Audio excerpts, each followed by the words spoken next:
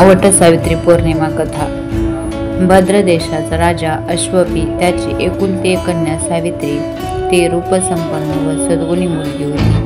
ती उपवर झाली तेव्हा राजाने तिला तू इच्छेप्रमाणे पतीची निवड कर असे सांगितले। तेव्हा सावित्रीने सत्यवान नावाच्या एका राजपुत्राला वरले।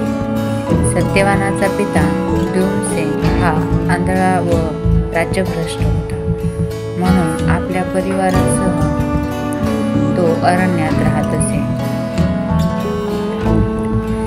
सत्यवान शूर व रूपवान असला तरी तो अल्पायुष्य आहे हे देवर्षी नारदांना ठाऊक होते, म्हणून त्यांनी व अश्वपती राजाने सावित्रीला दुसऱ्या वराची निवड करण्यास सांगितले।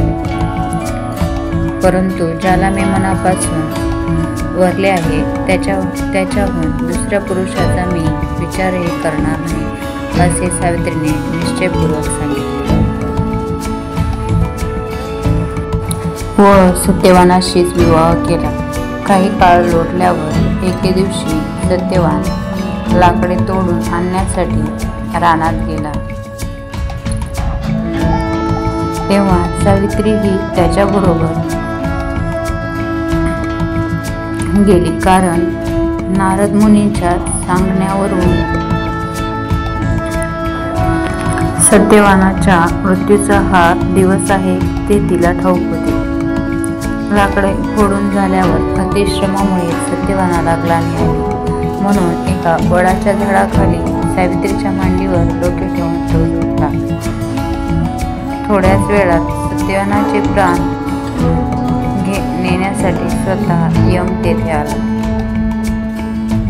सावित्रीने त्याला ओळखले व नमस्कार केला। क्षणभरातच सत्यवानाचे प्राण हरण करून यम जाऊ लागला। तशी सावित्री त्याच्या मागून निघाली। यमाने तिची समजूत घालून तिला परत जाण्यास सांगितले। तेव्हा सावित्रीने यमाची स्तुती करून पतिव्रतेच्या कोमल भावना, तिची पतिनिष्ठा व कर्तव्य यासंबंधी सुसंवाद व विद्वत्तापूर्ण विवेचन केले। तिच्या वाक्चातुर्याने यम प्रसन्न झाला आणि त्याने तिला 4 वर देऊन केले। तेव्हा सावित्रीने त्याच्याकडून पहिल्या वराने श्वशुराला दृष्टी, दुसऱ्या वराने त्याला राज्यप्राप्ती, तिसऱ्या वराने आपल्या निपुत्रिक पित्याला पुत्रलाभ आणि चौथ्या वराने पतीचे सत्यवानाचे प्राण मागून घेतले। अशा प्रकारे पतिव्रतेच्या बळावर सावित्रीने पतिकुळाचा व पितृकुळाचा उद्धार केला आणि स्वतःच्या दिव्य अलौकिक गुणांमुळे ती जगात अजरामर झाली। अशी होती सत्यवान सावित्रीची कथा।